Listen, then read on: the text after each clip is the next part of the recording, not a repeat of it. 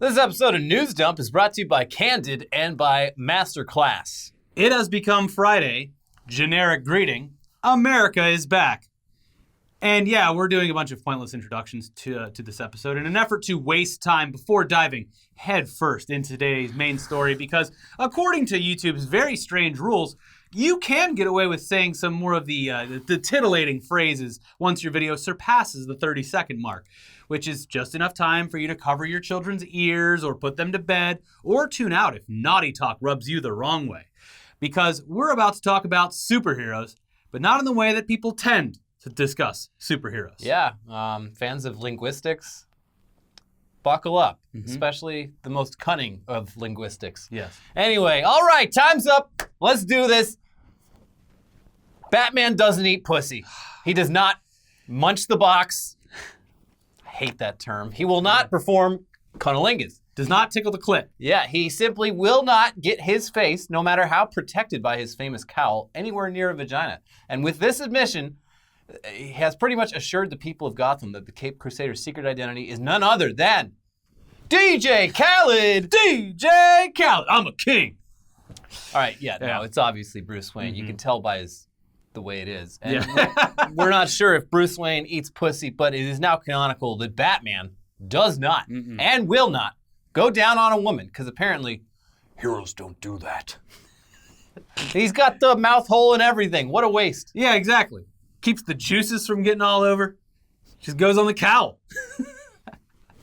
I mean, look, if you had to assume which superhero out of literally every superhero in existence would not eat pussy, I don't think it's too far of a stretch of the imagination that people would immediately think of Batman, considering he's a billionaire tech weirdo who spends his nights beating up people who are clearly suffering from mental health issues.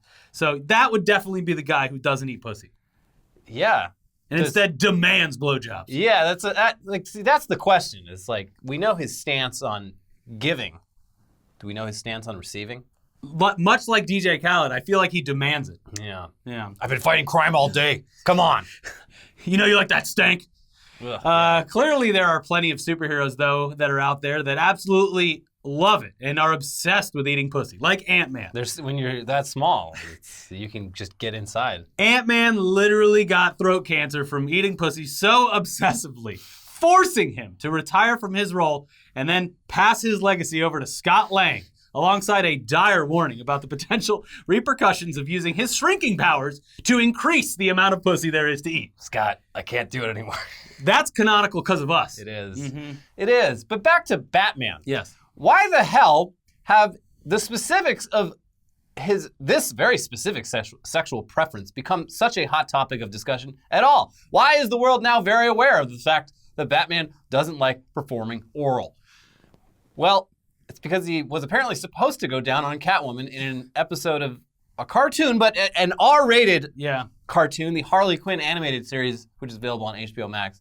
But DC had a big problem with that. Yeah.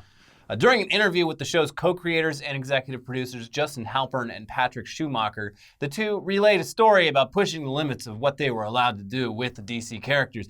Here's the quote from Variety. It's incredibly gratifying and free to be using characters that are considered villains because you just have so much more leeway, says Halpern. A perfect example of that is in this third season of Harley, when we had a moment where Batman was going down on Catwoman. And DC was like, you can't do that. You absolutely cannot do that. They're like, heroes don't do that. And so that last quote, that was the quote heard around the world, that heroes do not eat pussy. Yeah. Or at least, that's where it was heard on Twitter.com. But the conversation with Variety continued with Halpern adding, so we said, are you saying heroes are just selfish lovers? DC was like, no, it's that we sell consumer toys for heroes. It's hard to sell a toy if Batman is also going down on someone. Sorry, babe, I'm a hero. Heroes don't do that. You know, heroes like DJ Khaled and Bruce Wayne. Yeah. We of course don't agree with that. No. Because it's pretty safe to say that a Batman cunnilingus playset would perform extremely well in today's action figure marketplace. Most of the people spending money on superhero franchise shit are people our age who never grew up and now have disposable incomes working at their soul-sucking jobs. There's nothing I want more right now than a action figurine of Batman just munching that box. Yeah. Yeah, it's the a sideshow collectible, one that is done with such accuracy that it looks like it's real life. Yeah, yeah. There's a market for that. There's definitely a market for that. In fact, a lot of people who buy these toys would love to have that, I think. Yeah. Yeah. But yeah, I just don't see it. That would be one of the most sought after Batman toys in recent memory if they just committed to the cunnilingus Batman special edition, limited edition, sideshow collectible. I don't see why DC has to be so prude about it. There's clearly a market. But yeah, as hilarious as it may be that DC has seemingly taken a firm stance on Batman's bedroom behavior, of course they took that stance. They're trying to sell toys to children. Yeah. On the other hand, this series is specifically targeted at adults. And in general, it doesn't really seem as though Batman has been targeted at children for an extremely long time, outside of maybe the 1960s sitcom and the Schumacher films in the 90s. Like, Batman is way more serious this late, like for the past 2 generations of people. Yeah. And the movies are very dark, and so are the comic books. New 52, the Death Metal series, all, very heavy stuff. Not really geared towards... Good. Good. Fuck the kids. And look, they're great series. It's great, except for, some of the movies. But New 52, damn near perfect. Fuck them kids. But also, as we've reported previously on this show, even 1960s Batman was into some pretty kinky shit. Yeah. And got kicked out of an orgy for refusing to break character. From an interview with Adam West back in 2014. The late, great Adam West. Yes. I immediately went into the Batman character, and Frank went into the Riddler character, because we were getting the big giggles. It was so funny to us, what we walked into. And we were kicked out. We were expelled from the orgy. Oh, I was hoping you'd do the voice. We were kicked out. We were expelled from the orgy. Adam West here. Former Batman and sex-free. But this Batman definitely goes down. He goes down, he goes up, he goes side to side. He goes all around. He pleases the Catwoman. But yeah, back to Batman eating Catwoman's pussy in this Harley Quinn show. It wasn't even confirmed that DC had forced them to remove the scene from the episode in question. They were literally just talking about boundaries that they were able to push and used a specific example of pushing the limits of what DC would allow. Variety even followed up the quote with, "In fairness to DC, both Halpern and Schumacher went on to say that the company has been remarkably supportive of their series and has allowed them to push the envelope numerous times. Still, it remains to be seen if Batman and Catwoman will be shown engaging in some bedroom antics in Season 3, or if it will simply be implied via cunning linguists." There it Linguistics, is. sorry. Either way, apparently the visual representation of Batman eating out Catwoman already exists, because Zack Snyder posted the visual directly to his Twitter account for all to see with the caption, "Canon." And Elliot, you were saying you tried to backtrace this, and I didn't find personally, anything. but other people in the replies, I haven't verified this myself, but people were doing the old like reverse image search of it, and they were just like, this is an original image that Zack Snyder has posted here. It doesn't appear anywhere else. It's not like he pulled this from some like fucking DeviantArt page. Like, it sounds like Zack Snyder may have personally commissioned this, because he's probably got all the connects with like. Because it looks like it looks like a Frank Miller. It looks like something from the Frank Miller novels. Yeah, if Frank Miller wasn't just like ravaged by the ravages of time and unable to actually draw in his old Dark Knight Returns style, I would have almost thought that Snyder had just called him up and asked him to do it. But someone who's very good at drawing in the Dark Knight Returns style did some very canonical looking artwork. Now, we did have to censor it, so you can go check out the uncensored version on the Twitter. It's tasteful. It is tasteful. I just don't want to risk it. Yeah. But also, it's a real shame that there's no Comic-Con this year, because you could assume it would be very lucrative to be on Artist Alley this year with all of the requests coming in on a day-to-day basis of, can you draw Batman eating Catwoman's vagina? Oh, you'd get so many cosplayers getting kicked out of the convention for like going up to Catwoman cosplayers. Hey, unlike other Batman, I totally eat pussy. Yeah. Get away from me. You ready to make history? Yeah. Anyway, while we're on the topic of unconventional Batman storyline, it was recently reported that Lego Batman 2 almost certainly isn't happening, which is a real shame, because the script for the potential sequel, written by Rick and Morty's Dan Harmon and Michael Waldron, was apparently pretty damn good. Now, this news comes by way of Collider, who first explains exactly why a follow-up to Lego Batman is impossible, saying, "The first Lego Batman movie came about as a spin-off of the Lego Movie, which was produced by Warner Brothers and therefore had access to all of WB's IP library. But in 2020, Universal snatched the rights to the entire LEGO franchise in an exclusive deal, meaning all LEGOfied WB characters like Harry Potter or Batman are no longer available as part of Universal's LEGO franchise plans. But titles like Jurassic Park and Fast and Furious are. Ooh, LEGO Fast and Furious. That's what I'm saying. Yeah. A LEGO Fast and Furious would be awesome. Yeah. I mean, fuck it. Yeah. The whole, as long as the quality is maintained. The whole series is basically a cartoon now anyway. Yeah. Yeah. Sure, but back to the script that will no longer be used. The info that from that came directly from Lego Batman director Chris McKay, who spoke with the outlet and said the following. Dan Harmon and Michael Waldron had done a first draft of the script that was really great. It was truly epic, both from an action standpoint and from a story standpoint. The structure was Godfather Part 2, a story about Batman's relationship to the Justice League and Superman now, as well as the formative moments of the Justice League and Batman's relationship with Superman then. McKay also described the film as sort of Boogie Nights-esque and said it was going to be really funny. Oh my God, sounds great. I mean, they're using all the correct buzzwords to get me interested. Yeah, I'm listening. So the film has a kind of a Boogie Nights or Godfather Part 2 structure to it, but what was it going to be about? The first Lego Batman movie was all about family. And McKay explains that the sequel was going to evolve that theme. Quote, friendship and change. It was about how hard it is to change, to commit to change, to stay on the new road you've carved for yourself. Especially when maybe you weren't such a good guy to your friends. Your old friends might not be able to see the new you. They might still live in the past. But as the movie and Robin finds out, the past might be more complicated than it seems. It really seems like they could easily transition that script directly into the Fast and Furious. Yeah, family. Yeah. You had me at family. Yeah. So there you go. Maybe we will see this script Frankenstein into Fast and Furious Lego movie. Yeah. Where anything's possible. That's the thing though. They don't need Legos to do crazy shit. Yeah. By the way, I've seen the new Fast and Furious. I don't even know if it's out this week or next. I saw it like 2 weeks ago. Incredible. I'm not going to spoil it, but even I was surprised by a lot of the shit that happens in this. And I went in there with like, all right, well, what else could possibly happen? Even like the commercial is just like, wow, they basically bungee jumped a car. How much crazier could it get? It gets way crazier. So, you know, do what you want with your own money. But if you want to sit and eat popcorn in an air-conditioned room and be fully entertained. Just breathe everyone else's air around you, knowing that you might not get sick this time. Listen, 105-degree weather. Yeah. Potential COVID outbreak. It's getting real. It's hard to pick. Yeah. It's hard to pick. Anyways, at least we still have the Robert Pattinson Batman to look forward to. That movie. I know, right? And that is still currently scheduled to hit theaters in March of next year. So kind of right around the corner. It always feels longer than it is. It'll be here before you know it. Less than a year away. Unless it gets moved again, because everything literally keeps getting shifted. The old box office shuffle. Yeah. Once that's released, though, and Pattinson has officially become the Batman, it will, of course, become canonical that Batman has fucked a mermaid. Just add that to the list of things that Batman has done in private or in public if you watched The Lighthouse. Great movie. Yeah. Anyways, we do have some more stories for you, including some very interesting, pretty horrific stuff regarding Florida politics that doesn't have anything to do with Matt Gaetz, surprisingly, and also some mixed messaging from anti-drug campaigns.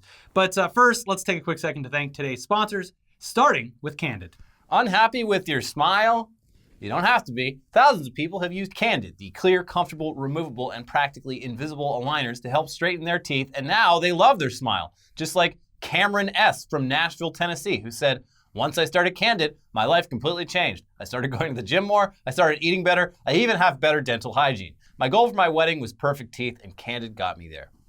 Candid is here to help straighten your teeth so you can fall in love with your smile too. Your treatment is prescribed and closely monitored remotely by a licensed orthodontist who's an expert in tooth movement. You'll have the same quality of care you'd get from an in-office orthodontist from the comfort and convenience of your own home. And while other companies use general dentists, Candid only works with orthodontists. With Candid, the same orthodontist who created your plan is with you from start to finish, so you never have to wonder how you're doing. The average Candid treatment is just 6 months, and you'll start seeing results way before then. It also costs thousands less than traditional braces. Become your best you. Start straightening your teeth today. And right now, you can save $75 on Candid Starter Kit. Go to candidco.com/newsdump and use code newsdump. That is candidco.com/newsdump. Code newsdump. Take advantage of this limited time offer to save $75 on your starter kit. candidco.com/newsdump. Code newsdump. Link in the description. This episode is also sponsored by Masterclass. Have you ever wanted to try something new or perfect the skills you have in a certain area but couldn't break through whatever it was that was holding you back? Well, that's where Masterclass shines, because you're getting information from literally the best people in the business from a variety of fields like cooking, music, film, animation, business, tech, and plenty more. With Masterclass, you can learn from the world's best minds anytime, anywhere, and at your own pace. You can learn the art of DJing and music curation from Questlove. You can improve your cooking skills from Gordon Ramsay, or learn game design and theory from Will Wright. With over 100 classes from a range of world-class instructors, that thing you've always wanted to do is closer than you think. The good thing about Masterclass is, you can follow tutorials and stuff, or kind of like get the basics of something that you're doing, but you're learning it from people who have a lifetime of experience, and they're going to have a different aspect on what you're trying to learn, and it's a lot easier for you to wrap your mind around something when you have the knowledge right there. They're the way these are formatted. It's really nice. It's like you're kind of hearing it straight from them in a very candid sort of way. Yeah, it's not. It doesn't feel like learning. It feels like you're learning, but in a very natural way. And it's from people you can trust because they're literally at the top of their field. Yeah. Now, these cinema quality classes give you unparalleled access to literal experts, and the lessons range from showing you how to execute a technique to insights about the craft. You can explore lessons in any order across your phone, tablet, Apple TV, or computer, and at just 10 to 15 minutes, you can squeeze a few lessons in here or there without setting aside an entire day. And if you're interested, we definitely think you should check it out. Get unlimited access to every masterclass, and for our viewers, you can get 15% off an annual membership. All you got to do is go to masterclass.com/newsdump. That is masterclass.com/newsdump for 15% off Masterclass. All right, back to the news now with one of the best denials we have ever heard in at least a few weeks. Yeah. Regarding some extremely shady, pretty undeniable bullshit caught on tape. According to Politico, a little-known GOP candidate in one of Florida's most competitive congressional seats was secretly recorded threatening to send a Russian and Ukrainian hit squad to a fellow Republican opponent to make her disappear. Yeah. Whew, yeah, some of these guys hate even their fellow party members enough that they're willing to at least claim to be willing to have them killed. Yes. The audio is nuts, and of course the guy on tape, named William Braddock, is both denying that it's him and also saying that it could be edited. Yeah. One or the other.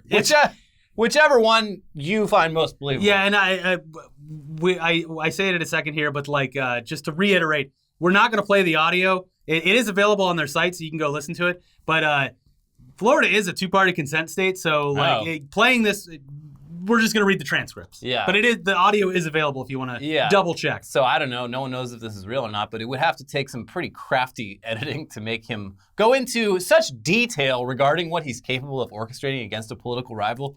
Yeah. Here's some of the more insane quotes from the nearly 6-minute recording, which, again, you can listen to for yourself on their website. We're not going to risk playing it here, but here's some quotes. It was a woman recorded a conversation with him, and this is some of the things from it.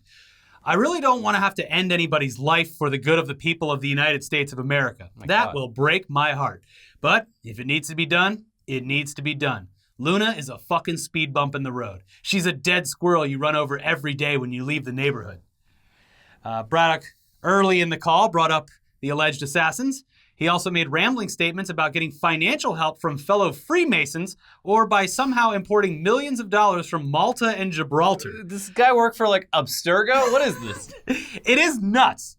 It sounds like the ramblings of someone that is wasted at a bar that's trying to be braggadocious in order to impress someone for reasons you're like, this isn't impressive. It's scary, sir. But it sounds like someone at a bar that's just like, I got ties with the Freemasons and Malta. I can make this happen. I actually like that he brought up the Freemasons because, they used to be the big, scary secret society. But now it's just it's basically the Veterans Hall. But the drinking club. Yeah, it's like the Shriners. It's just some it's the most harmless fucking shit. Yeah, it's it has a history of secrets and allure and all this. And now it's hey, if you want to be a Freemason, you pay the membership fee. You can come down to the hall and have 25-cent beer night. You can book the hall for your events for way cheaper than other places. And the beer is on tap. You only pay for the cost. It's pretty great. Yeah. And not everyone can get in, but once you're in, hey man, we're all cool. It's not scary anymore. So it's like a fraternity for people that aren't too old for college. It's literally that.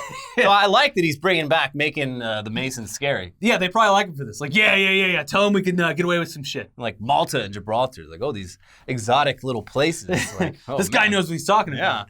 Anyways, here's another quote. I have access to a hit squad too, Ukrainians and Russians, he said about 3 minutes into the call, adding, quote, don't get caught out in public supporting Luna. Luna's going to go down, and I hope it's by herself. Like alluding to the fact that there might be collateral damage in this hit that he's putting out. This guy's full of shit, but but it's scary. It is like even scary. if this guy's just making shit up, it's like this guy obviously is very angry. Yeah. You don't want to like this. Like this isn't shit you say as a goof. we've learned many times over the past, just in our generation, that when people say things, you should actually kind of be worried about it. You should. Yeah. You should take all threats seriously. Yeah. Anyway, there's more. My polling people are going to charge me $20,000 to do a poll right before the primary. And if the poll says Luna's going to win, she's going to be gone. She's going to disappear. Jesus.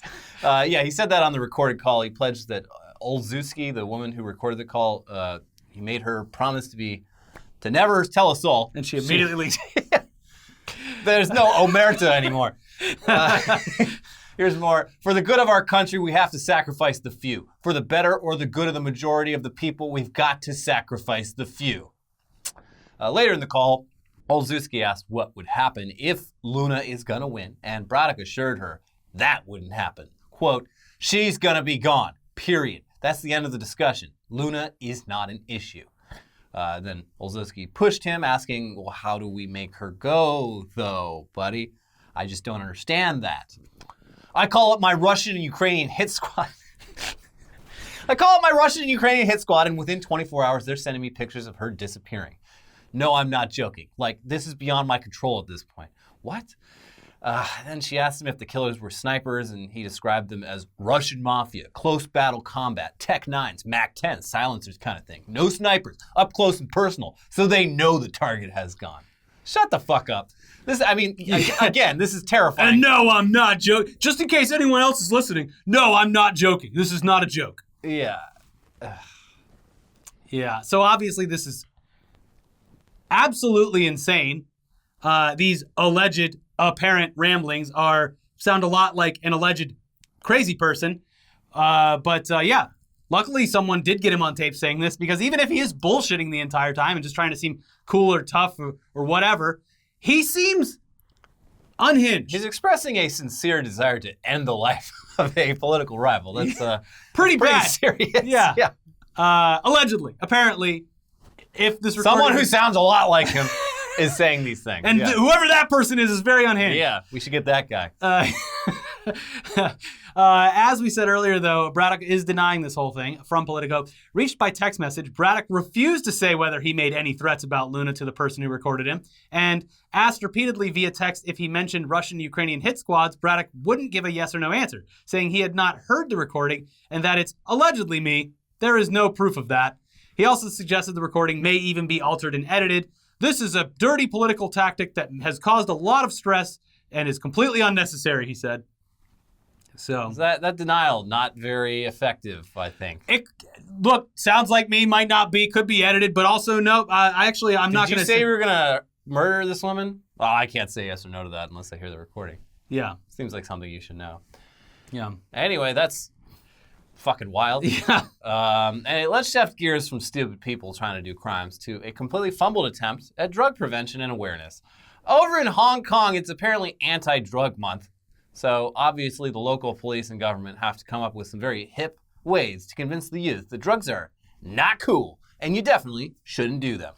But they might have accidentally done the opposite when they unveiled this year's campaign, which revolves around the term YOLO, or you only live once. And look, we get it. They were definitely going for the idea that you only live once, so don't ruin your life with drugs. Yeah. But they were also apparently unaware that the term, specifically when shortened to YOLO, basically means, fuck it, I'm about to do something dangerous or stupid because you only live once, so you should try and do anything and everything, especially eating out Catwoman and doing drugs. Eating out Catwoman while on drugs.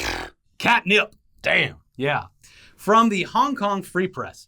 You only live once. YOLO has become the Hong Kong police force's latest attempt to get youngsters not to take drugs. As part of their Anti-Drugs Month campaign, the force sent a virtual reality promotional truck around the city so Hong Kongers can, quote, experience the harmful hallucinations of drug abuse. Oh, wow, that's terrible. Can I do that again? Just to... This is what's crazier. This is so absurd. And look, the translation might be off, but I double-checked. This is a reputable outlet. I mean, this is just like Dare, and like I think even the Dave Chappelle like sketch about it. It's just like, oh, you don't want to do this, like this will happen. It's just the kids like, wow, that sounds awesome. Taking notes. It's like oh the Dewey Cox. You don't want none of this shit, Dewey. Yeah, I mean, even like it's awesome. Dare, like I don't know, this is probably still not the case anymore, but it's just like, yeah, if you do enough LSD, you're gonna like hear colors and see sounds, which is awful, obviously. Yeah, it's like, yeah, no, that sounds terrible. What? But yeah, this next part, I was just like, maybe there's something lost in translation here, but it continues. If you want to find out what ketamine, cannabis, ice, or cocaine smells like, you should come and visit the truck. The police website, that's what it said on their police website. However, netizens were quick to point out the irony in the police message. As according to the Cambridge Dictionary, YOLO means you should do things that are enjoyable or exciting, even if they are silly or slightly dangerous. The phrase, popular among youngsters on social media, is a call to live life to the fullest and seize the day. Quote, are they indirectly encouraging people to take drugs? A netizen commented on LIHKG, a popular online forum in Hong Kong. This is just like, it's the same mistake boomers make when they, one of their friends on Facebook is like, my husband died, and they're like, LOL. Lots of love. LOL crying face emoji, which is the laughing crying emoji. Wow, offensive. But yeah, it sounds like they maybe kind of are accidentally encouraging drug use. It also sounds like their mobile anti-drug marketing machine is just a food truck for drugs. They've got a whole buffet for you to try. You want to smell some cocaine? Come on down to the YOLO truck. Get you a little sniff to see how horrible it is. Yeah. One of Hong Kong's like biggest news outlets, everyone got arrested today or yesterday. Pretty scary. Apple Jesus Daily. Christ. Yeah, like Jesus. Yeah, they got raided. It's the Hong Kong situation is still happening, and definitely seems like a losing battle for the people who want to keep things the way they are. And now they can't even do drugs. Yeah, can't even do drugs. How else am I supposed to escape? You literally get like the death penalty for like dealing drugs in China. So I can't imagine it's like even that much of a problem there, but. Okay. That's what so maybe they're trying to trick kids into thinking it's actually cool, so they do it and they can freely execute them. Yeah, maybe. Come try it. It's awesome. Get hooked. We'll give you a little sniff of cocaine, but don't ever do it again. Don't ever do it or we'll fucking kill you. Isn't this stuff highly addictive? Don't ever do it again. Don't do it. It'll kill you. Anyways. And then we'll kill you. Take this cool button that definitely isn't a tracking device. Anyways, that's it for News Dump this week. Go check out our previous episode. We have a new episode of Tech News Day and then an episode where Jeff Bezos, it's demanded that he eats the Mona Lisa. Check both of those out, and we'll see you very soon for a new episode of Weekly Weird News. Bye-bye. Bye-bye.